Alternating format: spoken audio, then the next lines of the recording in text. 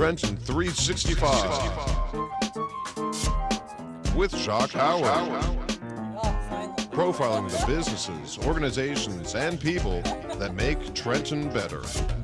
Hello, friends, and welcome to another edition of the Trenton 365 Show. I'm your host, Jacque Howard. Our website is Trenton365.com, Facebook page, Trenton 365 Show, and on Twitter at Trenton 365. You're watching us over WPHY, Channel 25, and covering all of Mercer County, New Jersey, and you're listening over WIMG 1300, the oldest radio station in the state of New Jersey, and you can follow us on Twitter as well at WIMG 1300 and Facebook as well, WIMG 1300.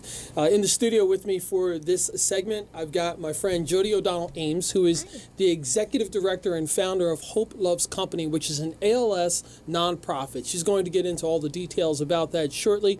And we've got a couple of young adults who are going to be joining us as well. Getting started, we have Mackenzie, who is a 19-year-old who is going to be here chatting for a little bit.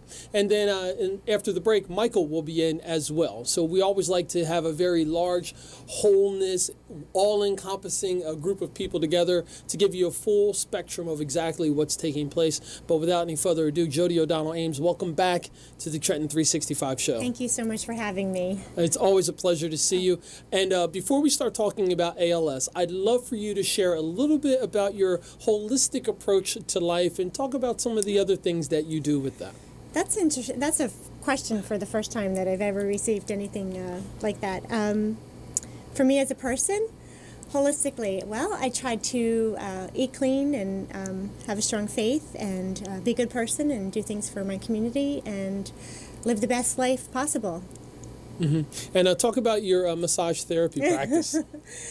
I am a certified massage therapist, and now that I'm running a nonprofit, I don't have as much time to see a lot of clients, but I do. It's my meditation, truly. To give massages is a gift that people think those who are lying on the table think that it's relaxing, but for me, it's a gift, and it's relaxing as well. It's meditative, and I feel very honored to massage the people that I do. Mm-hmm. That's awesome. And I'm speaking from experience. I'm a certified massage therapist as well. And I was fortunate enough to have Jodi do some body work on me, and it was fantastic. And as a matter of fact, we're talking about R.E.A.H. connecting Absolutely. to have that done. Mackenzie got one yesterday. Awesome. So, Jodi, why don't you talk a little bit about what is ALS, also known as Lou Gehrig's disease? Sure. ALS is, the scientific name is amyotrophic lateral sclerosis. Most of us know it as Lou Gehrig's disease, or ALS. Within the last 2 years since the Ice Bucket Challenge, many of us have now at least become familiar with that term, ALS. And it's a terminal illness. It affects mostly people between the ages of 40 and 70, men and women. And most patients who are diagnosed with ALS live 2 to 5 years. Mm-hmm. So it's a very sad and a very difficult disease on the entire family, because the person who's living with ALS loses the capacity to speak, to walk, to breathe, to eat. So it is debilitating. Mm-hmm. Mm-hmm. And you know that I'm going to get into the conversations in detail about this. Talk about your personal experience with ALS. Sure, and it's interesting that you are asking this, and this is happening today. So I was 29 years old when my husband Kevin, my late husband Kevin, was diagnosed at 30 with ALS, and we had a toddler at home. And I was just looking through, she was 2 to 8 years old during his progression of the disease before he unfortunately passed.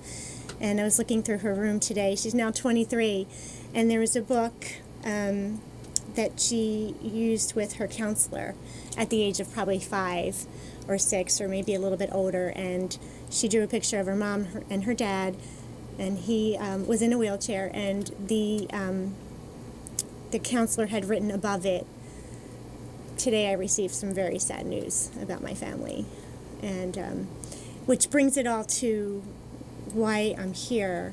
ALS wreaks havoc on an entire family. It causes a lot of pain, and everyone who is involved with the person that they love who is losing the ability to do things that are, we take for granted that we can do, They can be healthy one year, and many are athletes.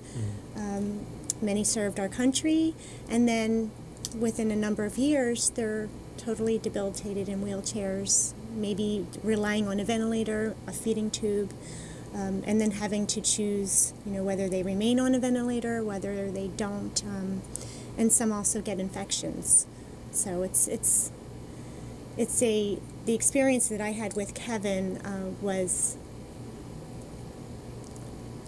6 years of learning who I was, and as he became challenged more and more, he became even more incredible in his heroic journey, and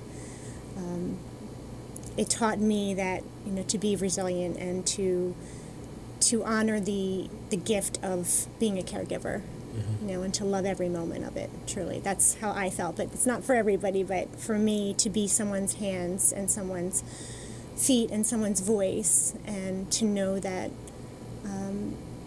you have 6 years to show that much love is amazing. It's a blessing. Well, thank you for sharing that again. I really appreciate every time that you do and you talk about it. I want you to know that again publicly. Thank you. No, thank you. And I appreciate that. So what led you to start your nonprofit, Hope Loves Company? Well, it's a crazy story, but 2 years after Kevin passed, I started working with the A.L.S. Hope Foundation in Philadelphia. I was determined not to quit his fight, Kevin's fight, and to continue his fight through my work and my efforts. So I was working as Director of Communications, and I ordered this book called What Did You Learn Today for the children who were coming to a fun day with their families. Most of the children had grandparents living with ALS. And the man who delivered the book, R.E.A.C.H, and his two children, Nora and Adam, his wife had died of ALS, and she was the author of the book. And we became friends, and 2 years later we married. And so I say that I was now a member of a family of 5 who is grieving, because I'm grieving, my husband's grieving, and our 3 children are grieving in different ways and in different at different times. But even though we're married and together, and we are moving forward in hope and in love, we also, every birthday, every Mother's Day, every Father's Day, every holiday is another time to reflect and to remember our loved ones and what we went through. We had all gone through the same thing. So started Hope Loves Company because all 3 of my children needed support and it wasn't available to them. So I promised that when they became independent adults, I would start Hope Loves Company, and so I did. And it's been going for how long? We became a 501c3 in 2012, but I've actually been working from my home since 2007 to get it established. So it's been a while. And contact information for Hope Loves Company? www.hopelovescompany.org. We're on Facebook and Twitter.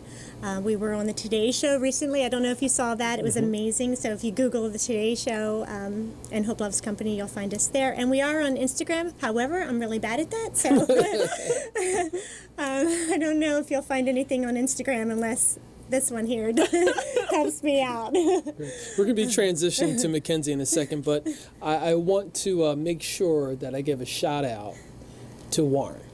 When we were having dinner a few months back and we were talking about different things and how you were amazing. Thank you. We all need support.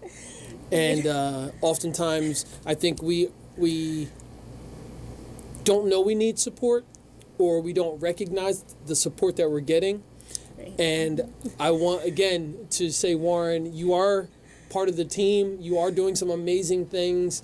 And Jodi appreciates you, and I appreciate you because what you're doing with Jodi and for Hope Loves Company. So thank you for that. And what you said at our dinner was just absolutely astounding and amazing. Great insight that I realized, and I was so glad to hear someone else verbalize it as well. Excellent, great. So hopelovescompany.org Yes. is where people can find out all the information. A link to that will be on the Trenton365.com website and Trenton365 show Facebook page as well. And I'll probably send it out via Twitter also. So let's transition over to this lovely young lady you have here with you at your side. And oftentimes in this business, things just pop up. And earlier today, Jodi said, hey, I'm bringing a couple of young people with me. And I'm like, great, bring them in. The more the merrier. It's awesome. So, Mackenzie, why don't you give a little bit of background information about who you are and then talk about how you connected with Jodi and Hope Loves Company. So, yes, my name is Mackenzie Anderson. I'm from Foxborough, Massachusetts, home of the Patriots. My mom was diagnosed with ALS in August 2014. When she got her diagnosis, it was such a lonely diagnosis because, first of all, it was right after the ALS Ice Bucket Challenge. So the timing was just impeccable to me. I just couldn't believe what was happening in the first place, all the symptoms that she was experiencing since March of that year, that we had finally come to get the ALS diagnosis in August. And then, of course, with the timing of the Ice Bucket Challenge happening in that July, it was insane to me that what we were about to go through, and I knew what we were about to endure. So I started Googling on Google different things that would help children, just even of terminal illnesses, and I did come across Hope Loves Company, and I've reached out to Jodi independently and emailed her and just said, I need some help, I'm going through a tough time, what can you do? And she immediately responded the next day saying, oh my goodness, you were the sweetest thing ever, and called me up. I was so impressed. She called me up and we connected, and I took the train alone. I was 17 at the time.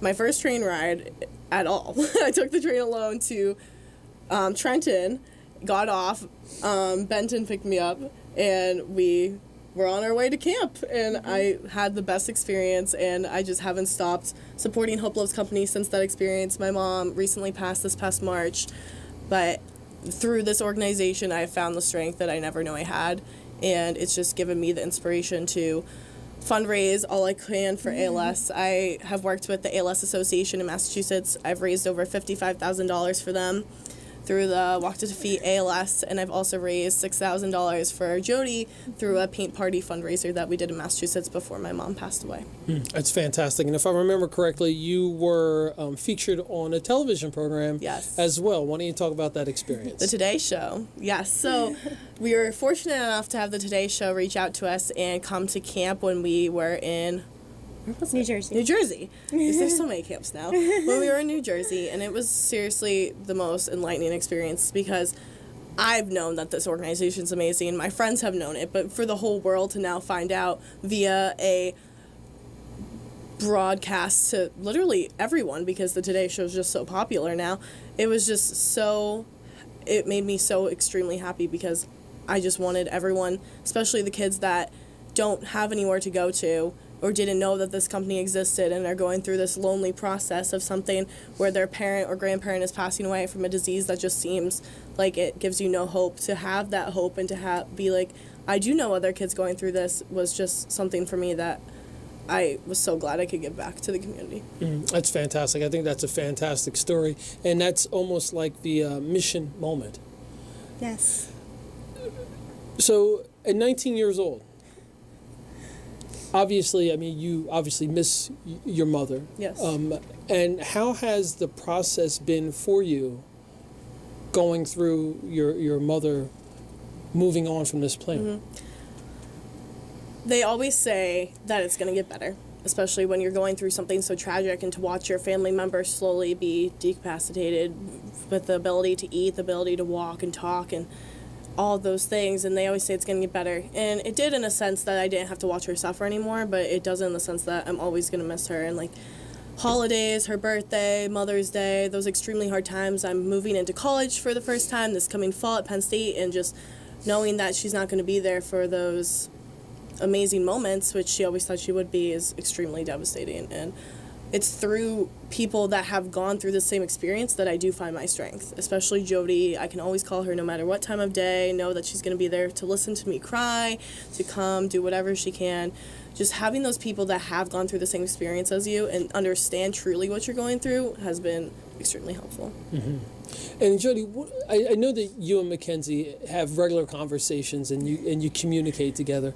What does it mean to hear this beautiful, lovely 19-year-old who's doing some amazing work, for her to share those words with you? To me, honestly, I'm just honored that she wants to be with me and that she wants to be a part of this. She's, as you can tell, she's extraordinary. She's brilliant. She's caring. She's loving. She's energetic. And she's our very first young ambassador and our first recipient of a scholarship, Hope Loves Company scholarship. And she's also her mom's favorite color. Her family, the Anderson family, is also a sponsor for Camp HLC in Massachusetts, which Mackenzie brought to the attention of an ALS organization because she said, hey, we need a camp in Massachusetts, and we're having one in a week because of Mackenzie. So what this means to me is that we do need each other's hope, and it is evident, and it is working. Does it make it go away? No.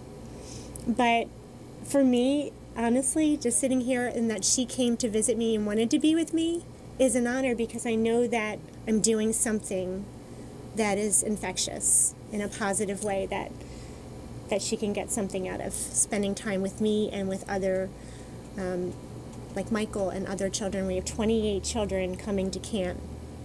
And I know that many of them, if not most of them, will come to camp afraid, and such pain and worry. And then they'll see, like on the Today Show, the little 9-year-old girl who said her face went from very serious to this huge smile. This is the first time I've ever met someone else whose daddy also died of ALS. Even though that's so sad, the relief of knowing she's not alone is huge. And Mackenzie, God bless her, she came to camp a month after her mom's passing. And I know that was hard because she was in that was a whole different approach to camp, you know.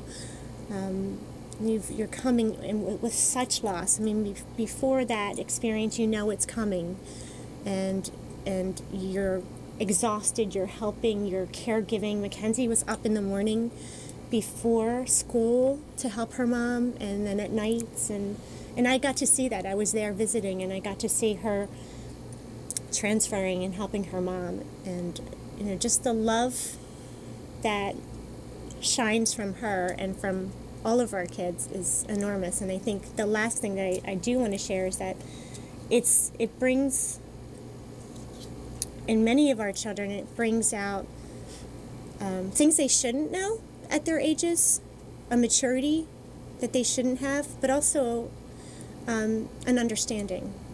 You know, it takes them on a different level, that to have gone through something at a young age, that they see the world a little bit differently. And that is very much in line with how I see the world, which, you know.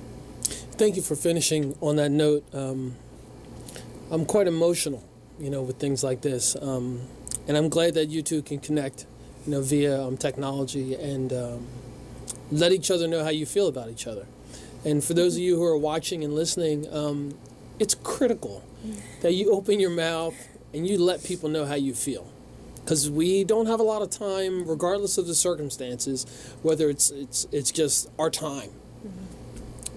Let those folks know that you love them and that you're there for them and you support them and you edify them, all those things. It's true. And I'm on this mission to make sure that everyone realizes the importance of that. And I'm glad that I could see you two do that here. So thank you for that. Thank you. Thank you. One of the things that Hope Loves Company does is the camp. Talk about the details of how you came up with the idea and the concept for this camp, and where it is now nationally. So with the few dollars we had in 2012, we decided to do a family fun day. And we don't want to charge any of our families anything. We want everything to remain free of charge. And so we had a family fun day, and the kids, after the 3 hours, were like, couldn't it be longer? We wish. And then it just came to me that a camp is a place to have fun, to meet new people, to try new things. It's something that children, as adults, remember as children, having that chance to be a kid and explore and learn and grow. And also, it would be a wonderful opportunity in that setting to have counseling, to have counselors, to have discussion. And so I started doing research, and many diseases did provide or do provide camps. So if you have a parent with cancer, there's a camp. I think it's called Camp Hope. I'm not sure. So there are.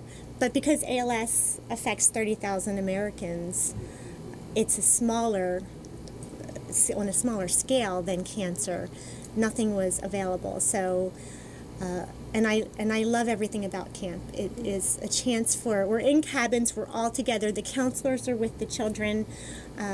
We eat camp food, we play camp games, we have bonfires, but then we also have sessions where we can just talk and be. And Michael, who I know you're going to have coming in momentarily, at our last camp, we now have one in New York, New Jersey, Indiana, and Massachusetts. Our last camp, he said to me, which to me was so profound, it doesn't matter which camp we go to, it doesn't matter what is available at that camp. What matters is we're all together. That's what matters, and that we have time together. And to me, that was everything that he recognized. And it seems to be a universal idea that it's just a chance to feel less alone, share how you're feeling, feel supported, feel embraced, and feel free to do that in a safe setting. So that to me was very profound when he said that, because it just, again, it's an aha moment that we put so much time and effort into planning everything. It takes about a year to plan a camp. And even Nancy, our director of communications, and I are working on schedules, we're working on chaperones, kids, parents, speakers, activities, and you think you have it all set, and then now somebody can't come. Or yesterday we had a young boy from Brooklyn, 13 years old, mom has ALS, she's in assistant living, and we had a family reach out from New York. We had closed camp registration on Friday. Yesterday was Monday. And the woman called and said, please, I'm a family friend. He really needs this experience. He lives in Brooklyn. I don't think he's been to camp. And he just needs this opportunity. And so, okay, how can we squeeze in another person? And these kids are helping to communicate with each other and saying, oh, you're going to love camp, and do you have any questions, and they text each other and support each other. How amazing is that? So don't you? Yeah. To kind of add on to what Jodi said about the importance of camp, the thing that sticks with me even to this day, at one of our camps, it must have been like a year and a half ago, one of the volunteers, Dr. Ron, came in and he had a breakout session with us, and he said something that stuck with me to this day, was that you have a group of kids that their life is encompassed by this illness. It's encompassed by disease. You walk into the house is disease. Like, you can feel the sadness when you walk into the house. This camp provides kids with a chance to still be kids. I think sometimes, especially going through such a hard illness, you forget to be a kid. You're taking care of your parent, you adopt this new persona where you now have to kind of be an adult already, even for some of these kids that are 13 or 9 or 6. Or 6. And you have to remember to be a kid, so this weekend and that camp gives them the opportunity to be a kid again. And what was your experience like for you personally at the camp? The first time I came to camp, I was anxious and excited, but mostly anxious because I had never been to somewhere so far away by myself, even at 17. But I went to camp not knowing anyone except Jodi via phone and email, and I met her in person, was first surprised by how short she was, and then we became fast friends. I was introduced to Michael right away, super nice kid, like one of my favorite people to still see at camp to this day, and just the quality of people surprised me. I never realized that every single person I've met through this disease, whether it be through Hopeless Company, whether it be through the ALS Association, whether it be through multiple other organizations, everyone is so nice. Like, there's no other word to describe it. So compassionate, caring, want to do anything that can help, because you learn all this knowledge in such a short time span. All this knowledge about how to do things, how to transfer, how to feeding tube, and you just want to give back, and you just want to pass on that knowledge to other people. And so I think that's the power of ALS in a way, is that it's something that never completely leaves your life.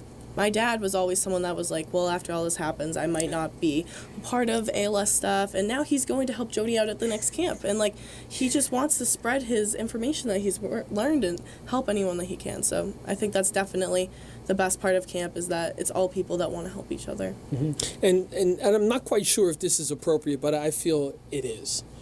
So you've got the female mindset of what you're doing, and your father, which more than likely multiple generations, just like me and other men, this hard exterior, oh, you're probably going to get to a certain point where it's not that big of a deal. But something happened where a metamorphosis took place within your father. And now he's in the game. And I encourage more men to do that. Get rid of this shell that we're wearing of our grandparents and great-grandparents. You can't cry, a man's supposed to do this. That has gotten us nowhere. It's true.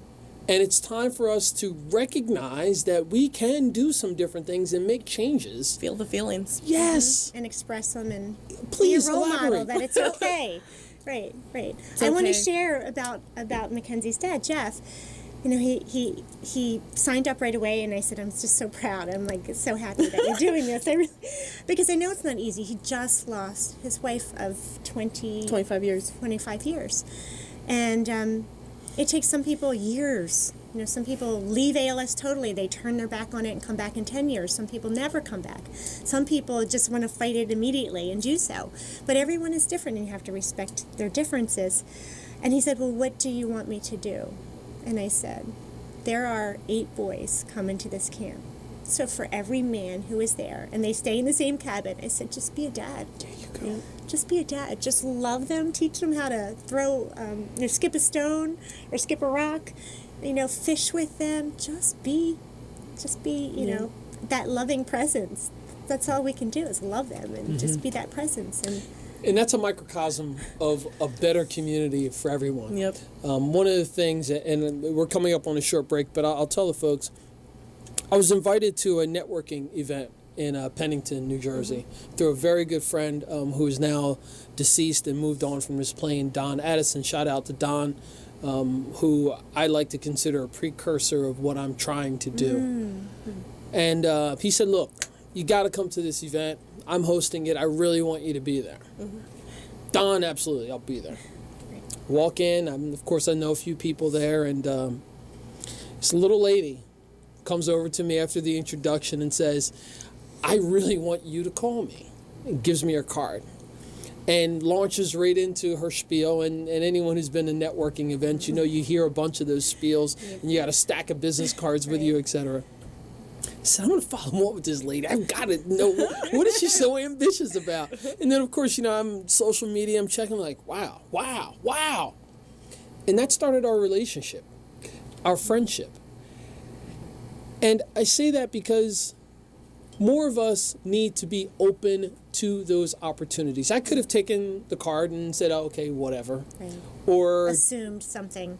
Whatever, exactly. But now I've got this whole new perspective on something that affects so many people that I knew nothing about 5 years ago.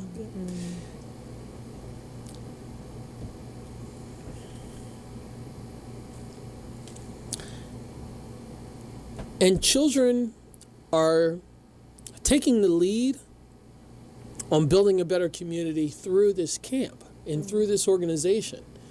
And not just in New Jersey or New York or Massachusetts, but also Indiana and wherever else they go from there. Like, you're leaving Massachusetts in probably a couple of months, and you're headed less than a month probably, and you're going to Penn State. Yep. So you're taking all that information with you. So again, kudos to both of you. I appreciate our friendship. I appreciate what. Thank you for having me. Sure thing. Thank you so much. I appreciate what Hope Loves Company is doing, not only for the people and their families who are, I don't want to say victims, but ALS has affected their life, but also for people like me who had no idea. So thank you for that.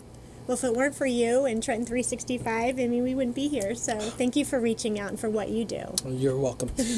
Folks, you've been listening and watching the Trenton 365 show. We'll be back after a short break. In the interim, go to the website, hopelovescompany.org.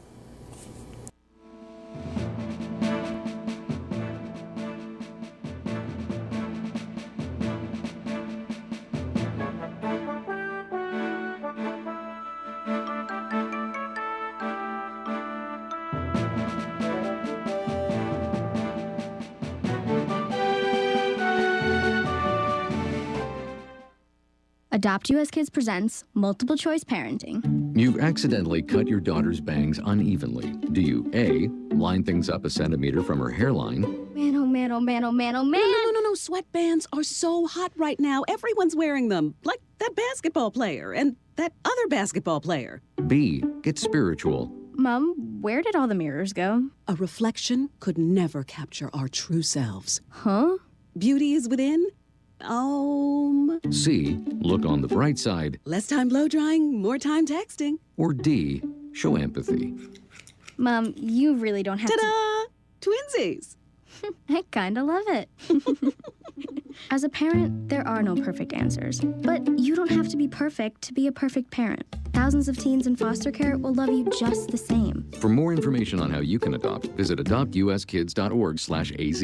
A public service announcement from the U.S. Department of Health and Human Services, Adopt U.S. Kids, and the Ad Council. Here's George Foreman with InventHelp. Hi, I'm George Foreman. Do you have an idea for a new product or invention? People ask me all the time, George, how do I get my idea in front of companies? How do I get a patent? What do I do next? Do you have the same questions? I'll tell you like I'll tell them all. Call my friends at InventHelp. Call InventHelp today for free information. InventHelp has been helping inventors for more than 30 years and has sales offices nationwide. InventHelp can submit your invention to companies who are interested in receiving new ideas. If you have an idea and want to try to patent it and submit it to companies, you should call InventHelp today for free information. Listen, I can't guarantee a company will be interested in your idea, but I believe every inventor deserves the opportunity to step into the ring and take their best shot. Put InventHelp in your corner. Call now, 800-974-3927. 800-974